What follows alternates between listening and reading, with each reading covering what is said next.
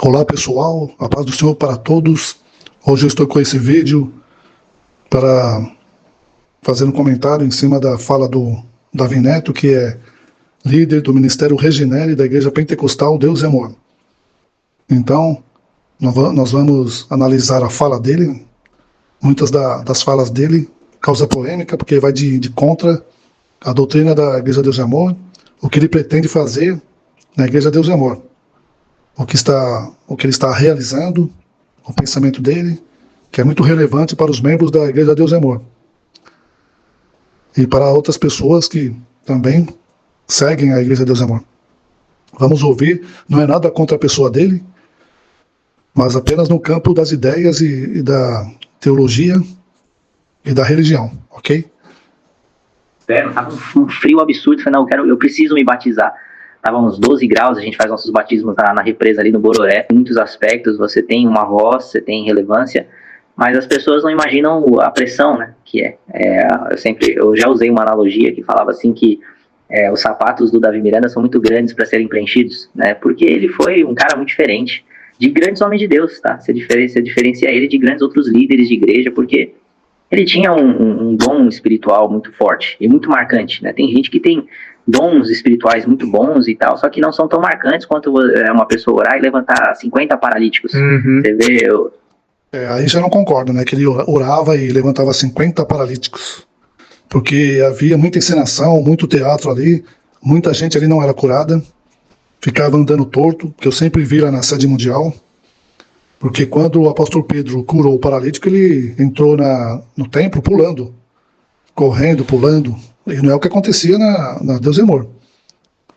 No culto do Davi Miranda, os paralíticos não andavam direito, andava tudo torto. Então não dá para saber se era paralítico mesmo. Não tinha comprovação nenhuma. E muitos irmãos que eu já falei, perguntei se eles já viram algum paralítico que foi curado no culto do Davi Miranda e hoje dão testemunho. Eles dizem que nunca viram. Eu também nunca vi um paralítico que foi curado no culto do Davi Miranda dar testemunho na igreja. Nunca vi esse testemunho. Pode ser que até tenha, mas de acordo com o número de paralíticos que falavam que era curado, era para ter centenas de testemunhos, mas não tem. Então era muita encenação, muito teatro. Eu recentemente entrevistei um irmão da nossa igreja chamado Josué, que morreu e ressuscitou na nossa igreja. Olha isso.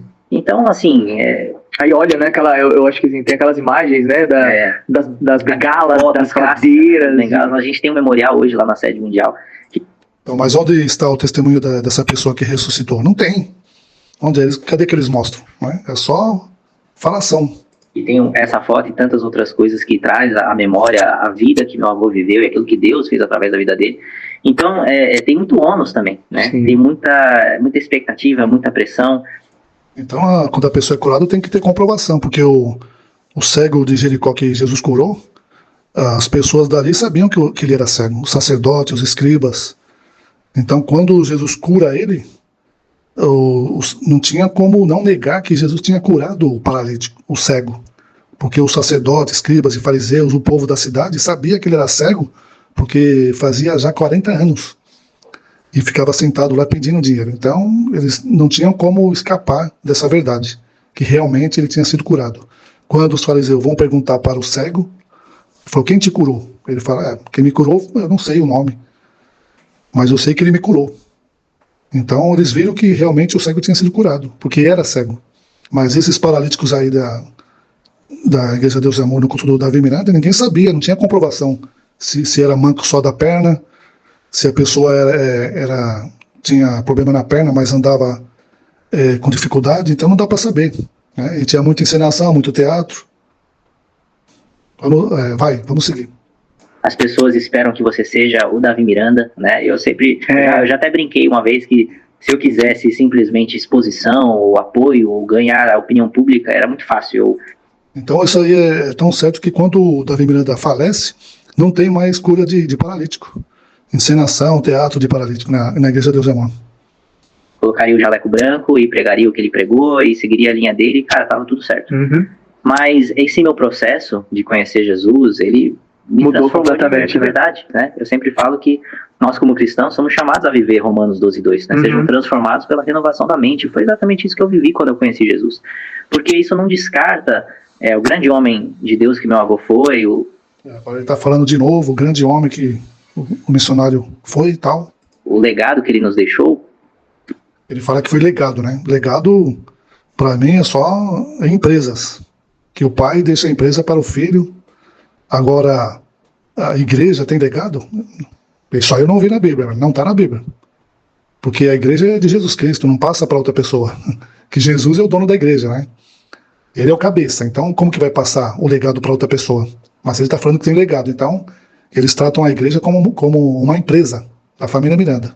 Mas todo legado, ele vem com coisas boas e coisas que precisam melhorar.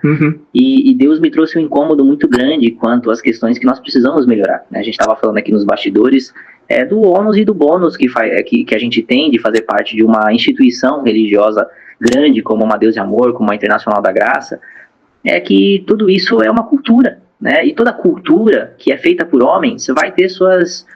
Agora ele fala que o evangelho que é pregado ali é uma cultura. Olha só. Então como é que fica o povo, né? O povo está seguindo uma cultura de homens, que era uma cultura do Davi Miranda. E agora como é que fica a cabeça dos membros? Agora eu concordo com ele que tem que fazer melhorias. Tirar regras que não estão na Bíblia, tipo a proibição de não poder usar barba, liberar a barba, né? Liberar as irmãs cortarem as pontas do cabelo, não tem problema, mas fazer um aperfeiçoamento. Mas o que ele quer fazer? Ele quer mudar a igreja que é pentecostal para uma igreja liberal. Aí já é tipo impossível fazer isso. Com 1 milhão de membros, mais ou menos, todos pentecostais, e vão virar liberais, igual a igreja da Batista da Lagoinha. Suas peculiaridades, suas questões que não necessariamente é aquilo que Jesus representa. Jesus ele foi um revolucionário, né? Foi mesmo. Ele foi um cara... Ele quebrou todos os paradigmas. Quebrou todos os paradigmas. E então, hoje... Agora ele usa o argumento, a falácia, né, do que Jesus era revolucionário. Como muitos pastores liberais usam esse argumento, falando que Jesus era revolucionário, mas não tem na Bíblia isso, falando que Jesus era revolucionário. Tanto é que Jesus ele seguiu a lei de Moisés. Ele foi circuncidado há 8 dias, ele cumpria a lei de Moisés, então ele não revolucionou. Ele trouxe, né, a mesma palavra de Deus, que era pregada no Antigo Testamento. Só que os fariseus, escribas, não entendiam, não conseguiram entender. Então ele trouxe, né, para o espiritual. Mas ele não fez uma revolução. Ser parte da família Miranda e neto do Davi Miranda tem ônus e bônus também, né? Você tem expectativas gigantes sobre eu. Só que eu sou um cara muito convicto naquilo que eu ouço de Deus, né? Tem uma coisa que me rege, é a voz de Deus. Eu não ouço opinião pública. Eu ouço, assim, de saber o que estão falando, porque isso é importante, você não ser um alienado. Olha aí como vocês estão vendo, ó, ele é um líder, né? E ele falou que não houve, né, opinião do povo. Quer dizer, então é tipo assim, uma ditadura, né, que está na igreja. Porque os membros não têm voz ativa, não pode falar nada. Porque ele não ouve a voz do povo, de ninguém. Para vocês verem como que que funciona a igreja. A igreja é tipo de uma ditadura. Os membros da Deus de Amor não têm voz ativa, não votam em nada. Eles vão fazendo as coisas do jeito que eles querem, não pedem para o povo orar a favor, não pedem opinião dos membros. Não falam nada, não dão satisfação de nada, se vão comprar, vender, quebrar, nada. Eles vão fazendo, e agora o Davi Neto faz essa declaração, que ele não ouve opinião das pessoas. Sim. Vai. Só que não é isso que rege as decisões da minha vida. Então, hoje, quando eu olho para essa questão de ser neto dele, de ser um líder e tudo mais na Igreja de Deus e Amor, é claro que eu quero, da melhor forma possível, fazer o meu papel como líder, conduzir o povo a Jesus, mas essa é a minha principal preocupação. Não é porque eu sou neto do Davi Miranda que eu faço o que eu faço. Eu acho que isso, obviamente, facilita muita coisa, abre portas, com certeza. Seria até ingênuo de... Cheio de botão, né? Você tá parecendo um painel de controle. Algo que... As questões aí para dormir, nessa época eu dormia muito bem, né? Então eu nunca acordava de madrugada, nada, só que por algum motivo, eu acredito que o próprio Deus, eu acordei esse dia. Aí que na minha opinião, eu vejo que o Davi Neto não é do ramo. Ele não é do ramo de liderar uma igreja, ficar lá com aqueles problemas de igreja, que não é fácil, que o Davi Miranda passava, porque não é para qualquer um, né? Porque a pessoa vai ter problema ali, que vai ter que resolver todos os dias, que não é fácil, é tipo uma empresa. Eu acho que para mim ele não é desse tipo de pessoa que quer uma vida desse tipo aí. Ele não quer levar uma vida igual da Davi Miranda, que ficava só na igreja, com aquela preocupação. Então ele quer viver a vida, né? Porque ele já nasceu rico, milionário. Então, para que ficar lá atrás disso? Com um monte de preocupação? Para quê? Se eu fosse ele, eu saía fora disso daí, ia viver a vida, porque ele já tem dinheiro, já não precisa nem trabalhar se quiser. Madrugada, vai. 4 da manhã. E o quarto dele estava escuro. Ele, para não me acordar, deixou a luz apagada. A janela do quarto dele estava aberta, então, como estava tudo escuro, a luz da lua iluminava o quarto. E ele estava de joelhos, de braços erguidos, como ele fazia mesmo nas fotos que a gente vê. Ele sempre orou com os braços erguidos, né? Porque era a fé dele. E, cara, aquilo me marcou. Eu falei, caraca, meu avô é esse cara de oração. Não que eu não soubesse disso, eu já tinha ouvido falar disso. Só que você vê aquilo, aquela cena, se eu fechar o olho aqui agora, eu consigo ver a cena. Olha aí, meus irmãos. Ele viu o missionário de joelho orando. Isso aí é uma coisa normal. Se você vai na igreja, você vai ver vários irmãos lá orando, com as mãos levantadas. E qual o problema de ver isso? Isso aí é o quê? Não é? Agora, se você vê um cego enxergando, uma pessoa que está doente, sendo curada, aí sim. Mas isso daí, para mim, não vale nada. Isso daí é o quê? Porque vários homens de Deus oravam, vários irmãos oram, irmãs oram também. Não quer dizer nada isso daí. E outra coisa, presta atenção que eu vou falar. Eu nunca ouvi alguém da família Miranda dizer que foi curado pela oração do Davi Miranda. Nenhum deles, nunca ouvi dar testemunho que o missionário, meu pai, orou por mim, eu estava com uma dor de cabeça e fui curado. Não, nenhum deles. E também nunca ouvi um testemunho da família Miranda dizendo que, algum deles, dizendo que o missionário profetizou na vida deles e a profecia se cumpriu. Né? A impressão que dá que parece que não tinha assim, uma intimidade, sei lá. Nenhum deles contava testemunho nenhum através da oração do missionário na vida deles. Isso que eu acho, eu fico admirado com isso. Vai. Eu vi, isso foi em 99, 2000 mais ou menos, há 20 e poucos anos atrás. Isso foi muito marcante. Então, isso falou diretamente com o meu processo de novo. Então vocês vejam que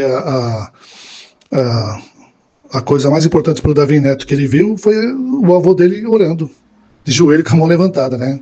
É um absurdo, porque ele poderia falar outra coisa, falar, eu estava assim, doente, com alguma coisa, e meu avô colocou a mão na minha cabeça e eu fui curado na hora. Não tem nada disso, é só a imagem do avô dele orando, meu Deus do céu. Você vê qualquer pessoa, você vê orando aí, até padre você vê orando. O nascimento, né? 2013. Aliás, a gente está até fazendo uma preparação espiritual agora para um evento que a gente vai fazer no Rio, agora em dezembro, que o tema do evento foi o primeiro versículo que me marcou na Bíblia. Sabe quando a gente lê um versículo que a gente já conhece, mas aquilo é revelado pra gente? Sim. Quando Deus dá um destaque. Impacto Deus dá um destaque, sabe, que fala, até falei recentemente pra nossa galera lá do Regenere, que fala, se você falhar na sua vida de oração, você vai falhar em todas as outras áreas da sua vida cristã. Então, a vida de intimidade dele é o princípio. Eu não concordo não, porque não tem base bíblica, né?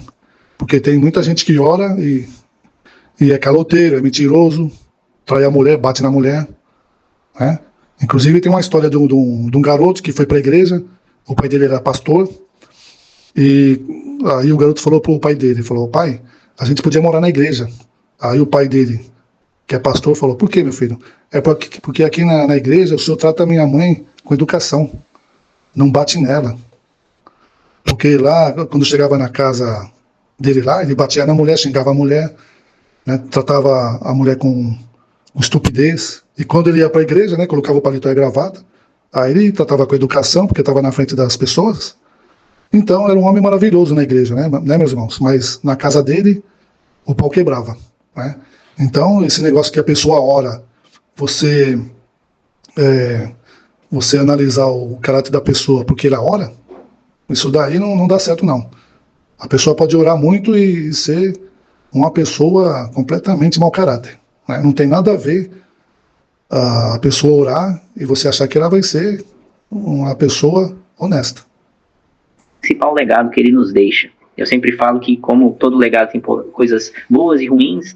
Aí ele fala que o missionário Davi Miranda deixou o legado, mas deixou para quem? Deixou para a família Miranda, né? Porque para o povo não.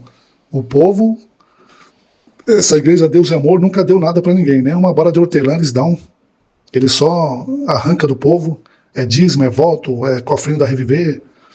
Eles nunca dão nada, assim, no fim do ano, não dão panetone, não dão nem um palito de dente. Eu já perguntei lá para os irmãos, tem irmãos que tem 30 anos lá, e aí, irmão, você alguma vez ganhou alguma coisa da Igreja Deus e Amor? Ele falou, nunca ganhei nada, nenhuma caneta, nem um lápis eles dão. E aí teve um dia lá na igreja que tem um culto lá de domingo, um culto de domingo lá que é feito por aquele pastor Paulo Cunha, e uma vez eles, no fim do culto, eles deram lá um brindezinho, aí eu fiquei assim, interessado, né, para ver o que era, eu peguei no fim do culto. Aí quando eu fui ver, sabe o que era, meus irmãos? Não tem aquele chocolate bis, né? Você compra e tem aquele chocolatezinho bis, cada um, né? Aí o que eles fizeram? Eles estavam dando aquele brinde numa embalagem, tinha um bizinho, só, bem pequenininho, e um cartãozinho. Agora, olha o absurdo, né, meus irmãos? Dar um bis daquele, pelo amor de Deus, né? Para as pessoas. É um absurdo, né? É inadmissível, né? Uma vergonha. Uma igreja dá um bizinho daquele para cada pessoa ali no fim do culto. Uma coisinha miserável daquela, né? Vai. Na nossa cultura de igreja, da Igreja Deus e Amor, o principal aspecto positivo é uma cultura que ora. Agora ele fala de novo que é a cultura da Deus e Amor que ora, né? Na Bíblia não fala nada disso. Não está na Bíblia isso. A Bíblia fala que Jesus já mandou orar. Não foi o Davi Miranda que inventou oração. Não foi ele que inventou isso de oração. Já tem, meus irmãos, já tem. Os pais da igreja já oravam, os apóstolos oravam, várias igrejas oram. Agora ele vem falando que é o Davi Miranda que passou essa cultura de oração. Sendo que qualquer pessoa pode orar. Você pode entrar no seu quarto e ficar orando quanto você quiser. Cultura que busca, e hoje em dia a gente vê igrejas que avançaram muito, evoluíram, que têm impactado a sociedade, uma coisa que nós precisamos retomar, porque a Igreja Deus e Amor já foi muito mais relevante, especialmente no século passado, né? Bom, isso daí é claro, né? Porque o Davi Miranda, ele colocou a igreja em oração, dava oportunidade para os irmãos orarem, porque você chegava lá e tinha aquela parte de oração, isso daí sim, isso daí é verdade. Mas podia orar muito, podia sempre estar ali aberto para oração, vigílias, muita vigília, né? Mas ao mesmo tempo tinha o quê? Tinha muita opressão, né? Muita pressão, muita pedirância de dinheiro. É uma cultura que tem isso de bom, uma cultura que ora, que tem temor a Deus, que busca, que... De novo ele fala de cultura, mas ele insiste nesse negócio de cultura, quer dizer, se é cultura, você não precisa fazer, né? Então não precisa orar, porque se oração é cultura não salva ninguém, não resolve nada na vida da pessoa, né? Eu posso ter várias culturas, então a cultura pode ser mudada, então não está na Bíblia isso. Hoje em dia, a nova geração, né, de uma forma genérica falando, tem deixado isso em segundo plano, e cara, não tem como. Agora ele fala de nova geração, onde ele viu na Bíblia isso, de nova geração, que está na Bíblia, que você tem que pregar para a nova geração. Falar que você tem que pregar a toda criatura, né, que Jesus disse, e de pregar a toda criatura, a quem crer e for batizado será salvo, quem não crer será condenado. Mas ele insiste que tem negócio de geração, como assim? Nasce pessoa de toda hora, toda hora está nascendo pessoas, e tem pessoas de todas as idades, de 15 anos, 10, 20, 30, 40. O evangelho é pregado para todas as idades. Jesus ele não separava jovem de criança, nada. Quando tentaram impedir, os discípulos tentaram impedir das criancinhas chegarem até Jesus, Jesus repreendeu eles e disse, deixai vir a mim os pequeninos. Então ele pregava para toda a classe de pessoas. Não tem esse negócio de jovem, não, de adulto, de idoso. Isso aí é preconceito, sabia? Porque se tem uma coisa que nós vamos conquistar aqui na Terra é pelo poder de Deus. Então a nossa cultura ela é baseada no poder de Deus. E aí a gente tem outros aspectos que nós vamos... Agora ele fala que a nossa cultura é baseada no poder de Deus, né? A cultura do Brasil é carnaval, pinga, cachaça, né? Não é cultura de oração, nada, não. Estamos evoluindo, avançando, conhecimento bíblico, conhecimento das escrituras, né? É uma uma educação bíblica melhor e tudo mais, estrutura de ministério, a gente tem investido muito nisso, né? Eu estou na igreja há mais de 10 anos na parte administrativa, a gente já tem crescido demais, mas um legado que ele nos deixou certamente é a sua intimidade com Deus. Ele fala que tem crescido muito na parte do ensinamento da Bíblia, e nós vemos ali, meus irmãos, que tem ali esses pregadores que vêm lá do estudo bíblico lá da Igreja Deus Amor. O que eles pregam? Eles pregam autoajuda, né? E pregam Davi e Golias, pregam José, que ninguém aguenta mais ouvir a pregação de José, ninguém aguenta mais ouvir a pregação de Davi e Golias. Então eles vêm pregando isso daí, nas igrejas. Pregação de autoajuda, dizendo, esse ano vai ser o ano da sua vitória, Deus vai te preparar, a vitória nesse ano, vai cair chuva de bênçãos esse ano na sua vida. Essas pregações aí que eles aprendem lá. Isso aí é pregação? Isso daí é autoajuda? Pelo amor de Deus, né? E é essas pessoas que estão saindo lá do estudo lá que ele está falando aí, que é Eclésia, né? Que eles dão estudo e esses pregadores estão indo pregar nas igrejas de Deus Amor. E você não vê nada de ensinamento bíblico, é só enrolação. A segunda experiência foi esse meu processo em 2013, assim que eu me batizei, e ele me chamou uma semana depois para traduzi-lo no rádio. De 2013 a 2015, foi meu primeiro chamado ministerial, a primeira coisa que eu fiz ministerialmente falando. Eu tive o privilégio e a honra de caminhar ao lado do meu avô. Então muita gente que me critica nunca fez nada ao lado dele ministerialmente falando, só que eu tive esse privilégio, né? E foi o próprio Deus que me permitiu isso, porque Deus sabia quando ele seria recolhido, né? Em 2015. Então esses 1 ano e meio, quase 2, que eu traduzi ele, foi muito em cima do que você falou de conhecer meu avô pessoalmente, para depois conhecê-lo como um grande homem de fé. Porque a maioria das pessoas não conheceram o Davi Miranda. Mas será que o Davi Neto conhecia o avô dele, que tinha vários investimentos por aí? Será que ele sabia disso?